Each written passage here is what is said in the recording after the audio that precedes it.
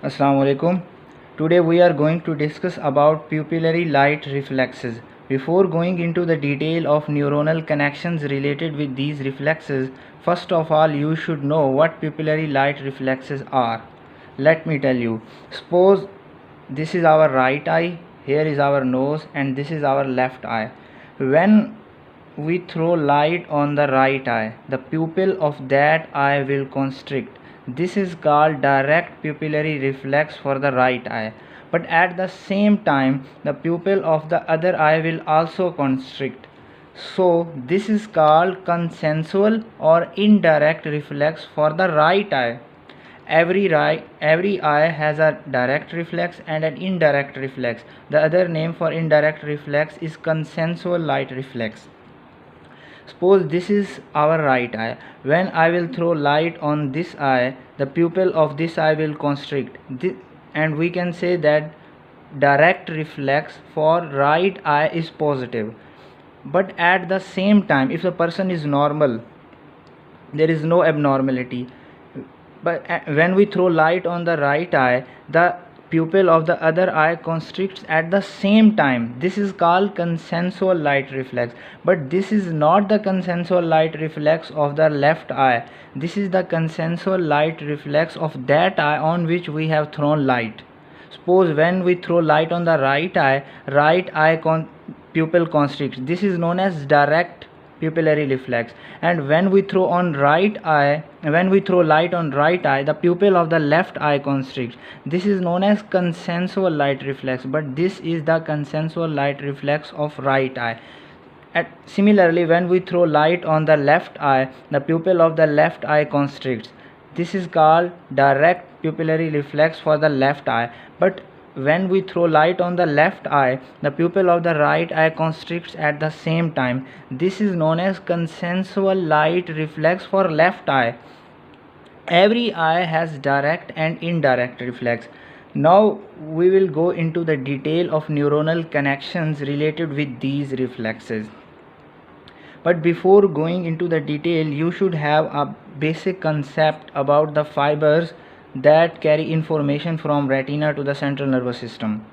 Suppose this is our nose and this is the nasal part and this is the temporal part.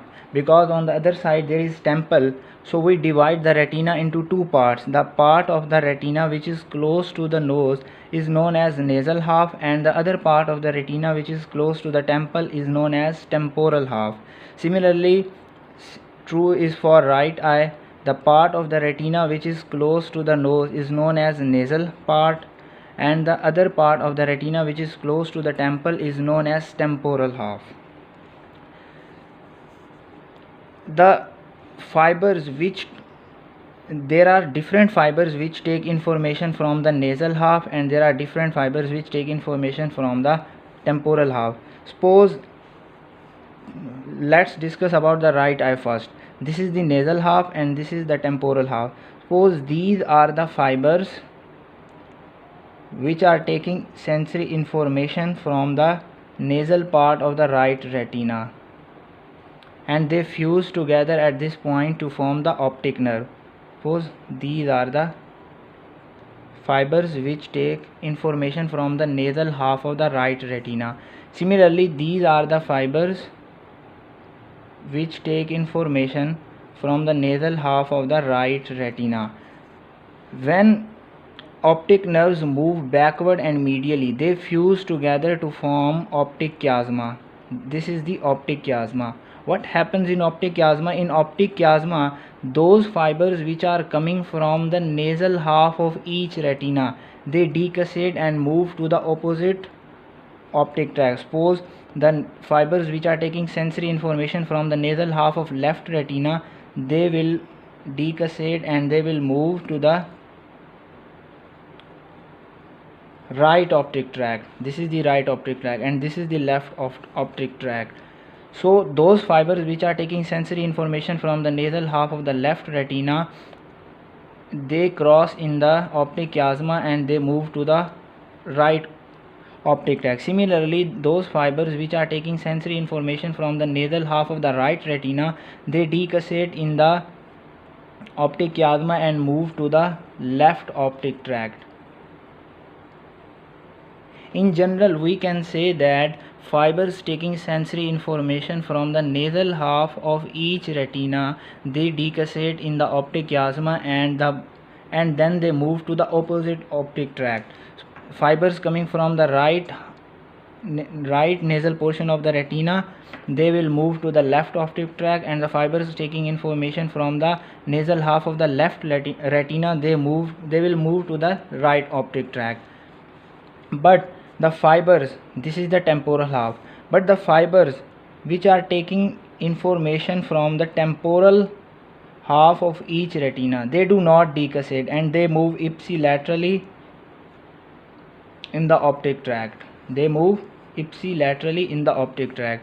The fibers which are taking sensory information from the temporal half of the right retina, they will move without decussation through the right optic tract, and similarly the fibers taking sensory information from the temporal half of the left retina, they will move through the optic nerve. They will move through the optic nerve and optic chiasma, and without decussating they will move ipsilaterally in the left optic tract.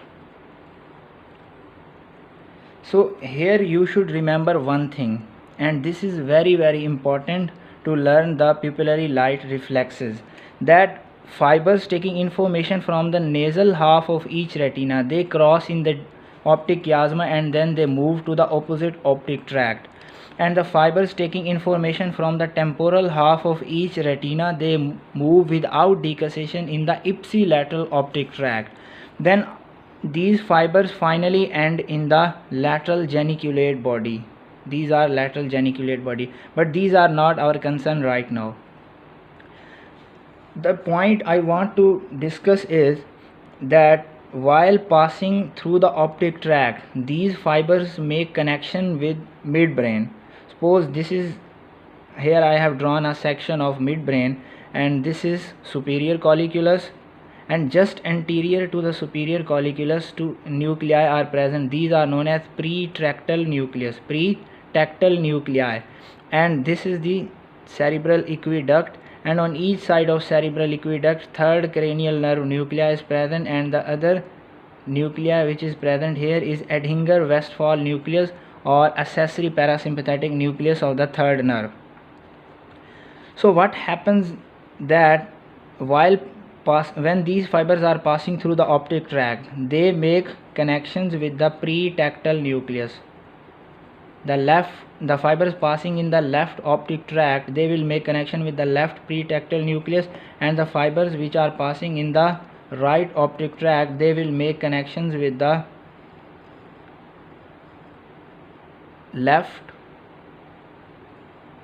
right pretactal nucleus. Then another I want to highlight is that these two pretactal nuclei are connected with each other through posterior commissure. There are some fibers which connect these pretactal nuclei with each other. These fibers are known as posterior commissure.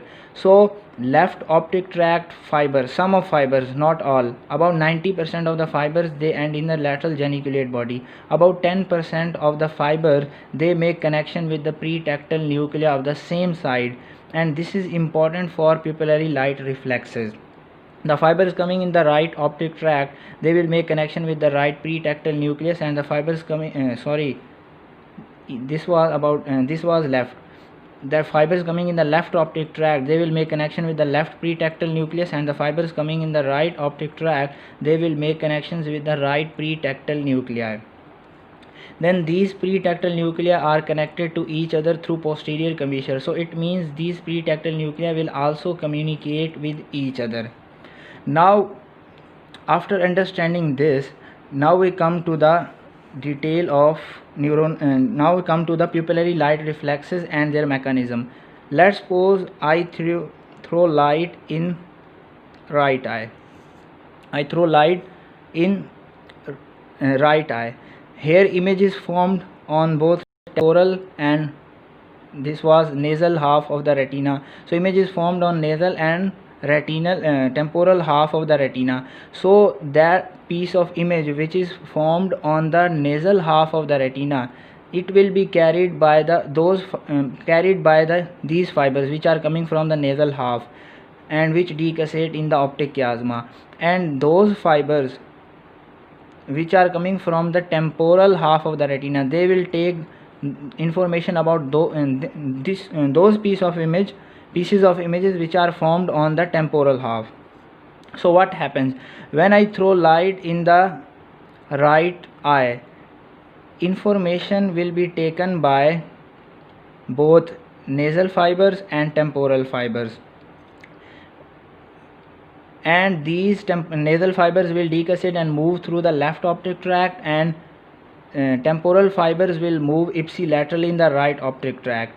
So what happens, that information taken by the nasal fibers, they will be this information will be transferred to the left pretectal nucleus, and the information taken by the temporal fibers, this will be transmitted to the right pretectal nucleus, and then this information is communicated through posterior commissure. Then what happens, then as you can see, there is anterior to the pretectal nucleus there is another nucleus, accessory parasympathetic nucleus or Edinger-Westphal nucleus.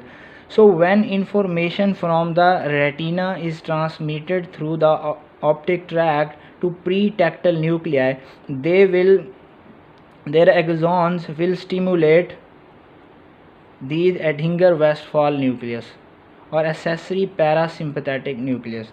Then what happens, this is the main third nerve nucleus and this is the accessory third nerve nucleus. The fibers of the main third nerve nucleus, they pass through the third cranial nerve, oculomotor nerve, to the orbit, and in the same way the fibers of this side will pass through right oculomotor nerve to the orbit. The point which I want to highlight is the parasympathetic fibers, they also move with the main third nerve nuclear fibers through the optic tract and through the inferior ramus into the orbit. Similarly, the fibers coming from the right accessory parasympathetic nucleus, they will pass through the right oculomotor nerve and through the inferior ramus into the orbit. After these fibers reach the orbit, here is a ganglion waiting for them. This ganglion is known as ciliary ganglion. These parasympathetic fibers terminate at ciliary ganglion. In the same way, at ciliary ganglion, these are basically preganglionic parasympathetic fibers. Then from the ciliary ganglion, postganglionic parasympathetic fibers arise as short ciliary nerve, and it will pierce sclera and it will run forward between sclera and choroid and give branches to constrictor pupillae muscle of the iris. This one is constrictor pupillae muscle of the iris. So postganglionic parasympathetic fibers pass as short ciliary nerve and give supply to constrictor pupillae muscles of the iris. Same is true for the other side. The postganglionic parasympathetic fibers pass forward and give branches to constrictor pupillae muscle of iris.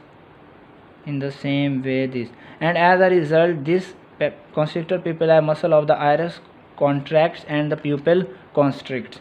So what happens when we throw light on the right eye? It is carried by nasal fibers and temporal fibers. These nasal fibers will finally stimulate left pretectal nucleus, and these temporal fibers will stimulate right pretectal nucleus, and both these pretectal nuclei will stimulate both Edinger-Westphal nucleus, and when both Edinger-Westphal nuclei are stimulated, as a result both constrictor pupillae muscles are contracted and both pupils constrict. That is why when we throw light on the one eye, the pupil of the other eye also constricts.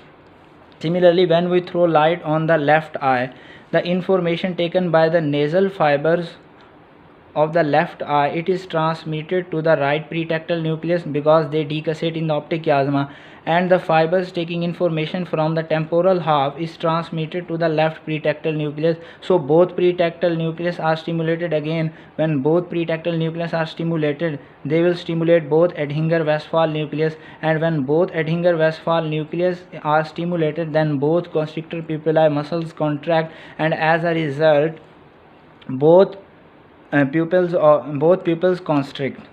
Then now come towards the lesions and what happens to the pupillary light reflexes in these lesions.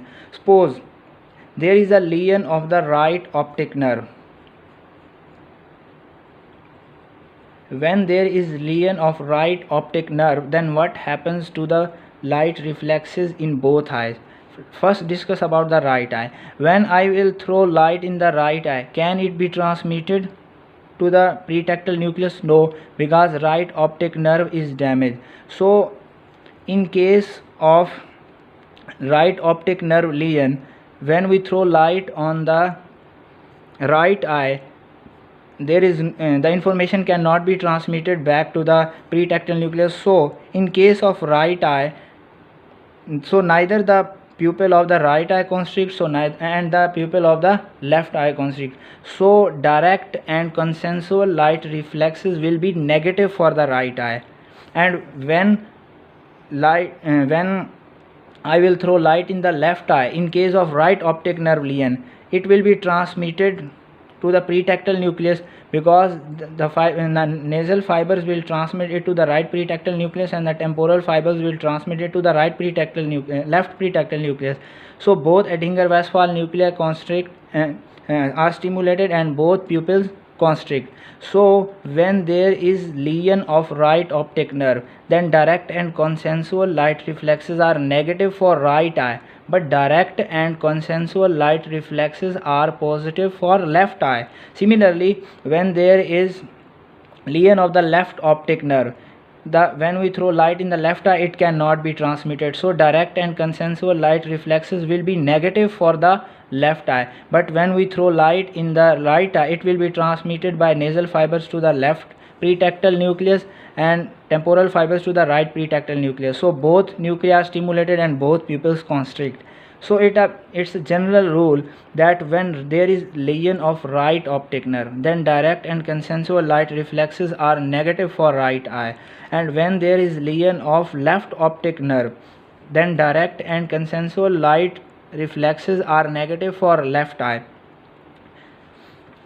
When now come toward the lesions of oculomotor nerve, that when oculomotor nerve is damaged, then what happens? Suppose there is lesion of right optic nerve, then what happens to the light reflexes?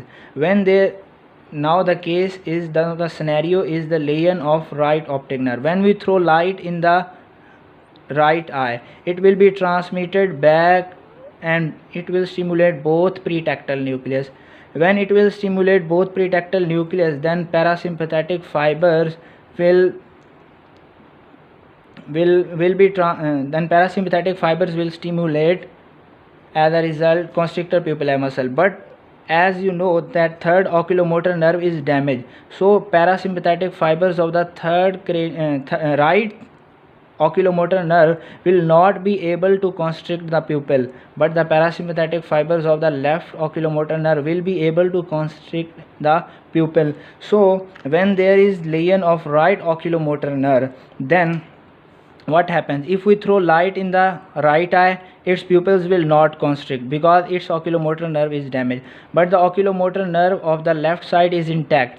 So right eye pupil will not constrict, but left eye pupil will constrict. So we can say that when there is lesion of right oculomotor nerve, then for right eye direct light reflex is negative, but consensual light reflex is positive. Similarly, when there is lesion of left oculomotor nerve, then reverse happens. Direct light reflex for left eye is negative, but consensual light reflex for left eye is positive because right third oculomotor nerve is damaged. So this was all about the pupillary light reflexes.